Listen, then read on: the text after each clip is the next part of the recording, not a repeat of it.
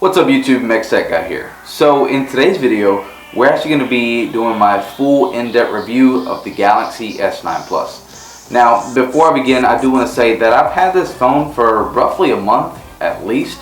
And the reason I waited so long is because I wanted to really just get in depth with the phone. And typically, you know, in the beginning when you first get a phone, hiccups don't really happen, apps don't really force close and stuff like that. So I really wanted to put this thing to the test. And so that's why this review kind of took a little bit longer. But we're going to go ahead and jump into it and just tell you what I think about it, and we'll go from there. So stay tuned.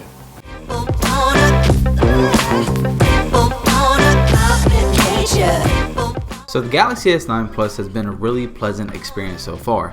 This phone packs the greatest and latest features, and it sure doesn't skimp on you.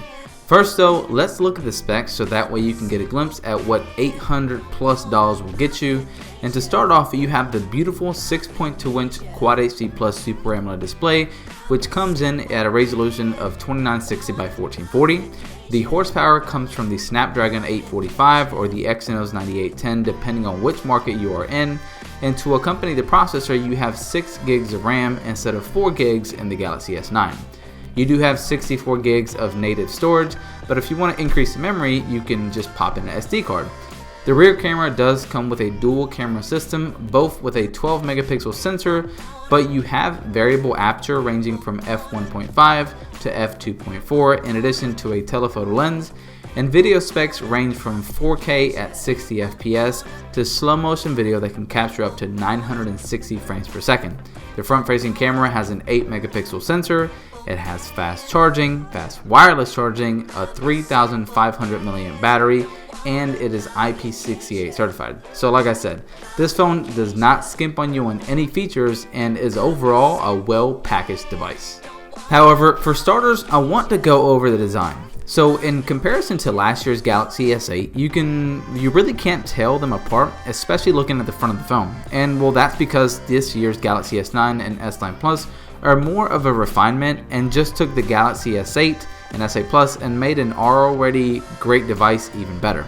Now, a lot of people might be disappointed at this, but I actually like it mainly because I thought the S8 was an awesome phone already, so how much better could it get, right? Well, this one definitely feels refined, and well, it should. The color choices did change ever so slightly, introducing some new colors to the market, starting off with your typical midnight black. You have lilac purple, which is new, and coral blue. In this instance, I decided to go with the coral blue phone. This color was a little bit more appealing to me, but that's just personal preference. The footprint of the S9 series is almost identical to the S8, and however, I do feel that the S9 Plus is slightly more ergonomic and easier to hold.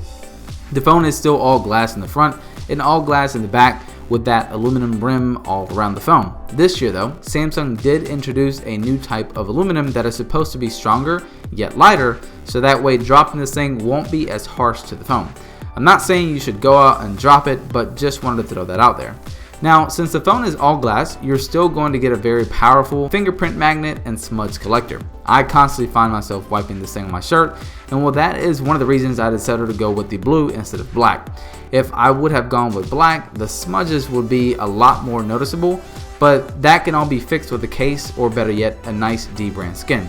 Since we are already talking about the glass, let's go ahead and talk about the display. This display is the best display you can get on any smartphone currently, period. There is no other display out there that can compare, and well, that's because Samsung rules in this department. The colors are so eye-catching and pop out tremendously. Every time I take my phone out to show a video or a picture, immediately I get a response about the screen, and that alone should tell you that you have the best screen in the industry. This holds true for when watching videos such as this one, playing games, or really just browsing through your gallery. It does support HDR content, so if you have a video or movie that displays in HDR, your S9 or S9 Plus will show. The screen might remain the same size as last year, but the PPI did improve and the screen to body ratio did increase ever so slightly. Side by side, you can tell the bezels did shrink, which is great because the screen means less phone but more screen.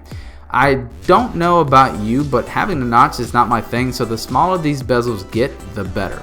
I know a lot of people that would prefer a flat display, but I'll go ahead and just tell you that curved glass is here to stay. At first, when this was introduced, I was a little skeptical, but now that every generation since the S6 has had it, I have grown to like it even more, and Samsung has done an awesome job of the edges not being as sharp, which causes for a better holding experience. Now, the biggest change to the Galaxy S9 Plus would be the camera system. This is the first year that Samsung introduced this to the S series, but this is only for the S9 Plus, so if you decide to go with the smaller S9, you will miss out on a few things, and that includes the telephoto lens. However, before I go into detail about the camera, all I have to say is that this is overall an awesome camera. Here are some of the sample pictures I took, and just to be clear, all of these have been shot in auto mode, none were color corrected, and all came straight from the phone to my computer and into this video. As you can tell, the camera is awesome. The colors really pop out and the detail in the picture is insane. Even zooming in to a picture, the clarity still is pronounced and you don't get grainy pictures. I do like the dynamic range in this camera, and especially in really bright conditions. The phone kept the sky nice, the clouds white, and without overexposing the background. First introduced in the Note 8, you also get live focus in this phone, which is essentially a great way to make awesome DSLR-like portrait pictures, giving you that blurred background effect, which is accomplished by the second telephoto lens on the back of the device. It does a really good job about detecting the edges of your subject, and I can tell that improvements have been done compared to the Note 8, but again, the pictures you get out of this thing are nothing shy of amazing. Now, this is Samsung's first smartphone to introduce a camera system that has a dual aperture. What this means is that the camera is able to change the aperture on the fly from f1.5 to f2.4, which is nuts. I know some of you may be a little confused or may not know what this means, but essentially you can control how much light is coming into the sensor, and that's great for a number of reasons. Let's say it's nighttime. You need to take a shot. The camera will detect that it's under a certain number of lux and will auto switch to f1.5, which has the sensor wide open to let in as much light as possible. This creates awesome shots like this that were taken in little to no light. However, during the day, you don't need the sensor wide open, so it switches to f2.4. The shot might not be as bright as if you were shooting at f1.5, but now you have really clear pictures. Pretty cool feature if you ask me, and works similar to how the human eye works, which is crazy and cool.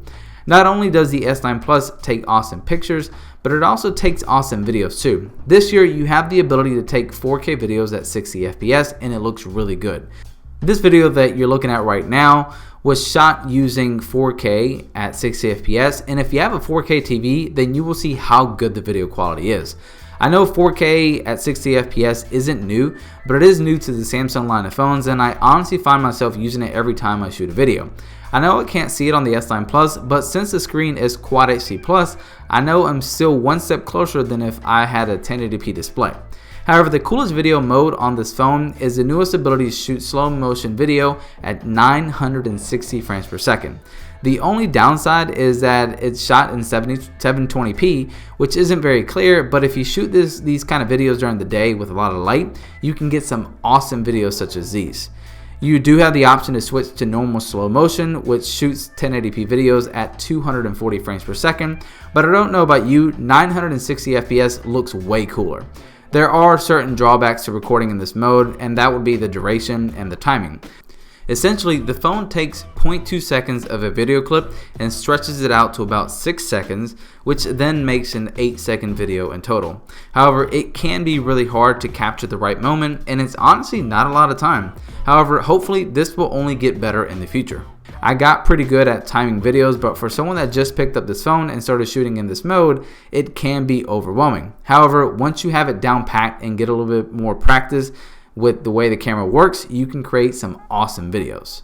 Some cool little features I've found is that if you're playing a video from the gallery, you can swipe up and you can get some little video edits that can turn these slow motion videos into a loop, reverse, or a swing effect. In addition, you can even set these clips as your lock screen wallpaper, which I thought was really cool. Now let's move on to the rest of the phone, and besides the camera, nothing really changed.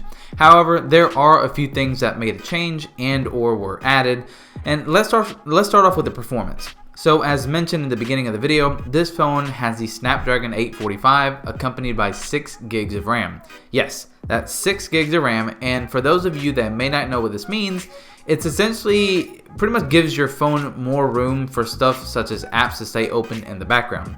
This was first introduced in the Note 8 back about 6 months ago, but this is the first time it has been introduced into the S lineup. However, if you get the S9, you only get 4 gigs of RAM. In terms of the real world, what does this mean? So let's say you have a bunch of apps open such as a few games, Instagram, Twitter, etc. If you own a device that has anything less than this, you will see a bunch of apps reload when you go back to them, but with this amount of RAM, you can expect almost every app to remain loaded in the background. So far though, this device has been extremely powerful, and you can definitely tell.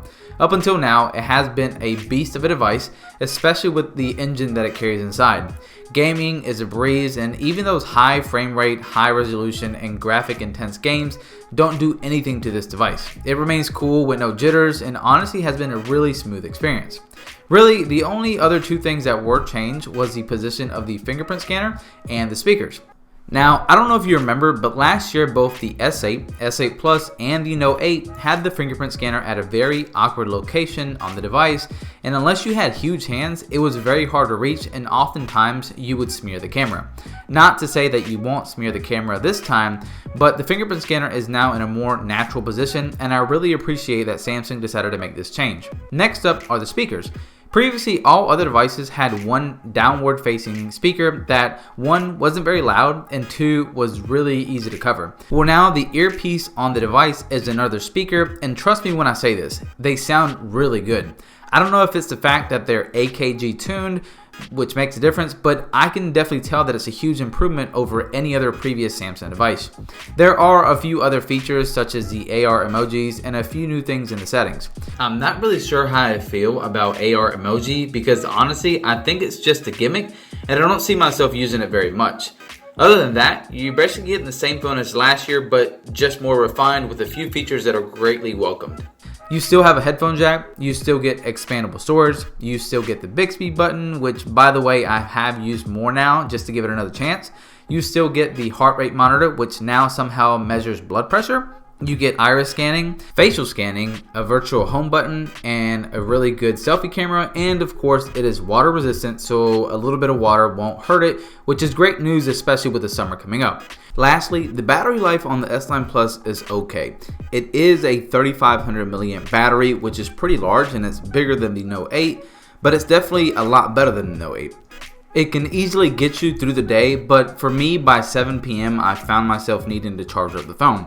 However, I am a power user, or at least I think I am, so while for me it might seem okay, people like my wife, which can make it throughout the whole day without needing to charge, might think that the battery is actually really good or better than just okay. Either way, you aren't getting a terrible battery. Overall, it's a really good battery that will easily get anyone through the day. And even if it doesn't, you don't have to worry because you do get fast charging. You also get fast wireless charging. So if you need a quick little boost, you don't have to worry about you waiting on your phone because this phone can easily get you about 20% in less than 30 minutes when you set it to charge. Now, the big question is, who is the device for and should you buy it?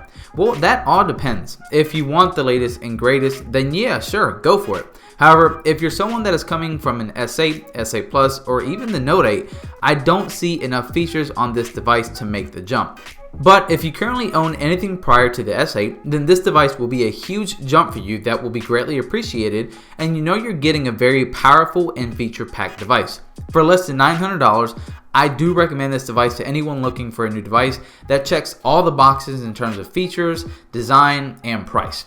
Well guys, that wraps up this review. I hope you guys enjoyed it, and if you did and want to see more, please press that subscribe button, and while you're at it, just go ahead and give this video a thumbs up. It really helps me out. Thanks for watching, and I'll catch you guys in the next one. Later.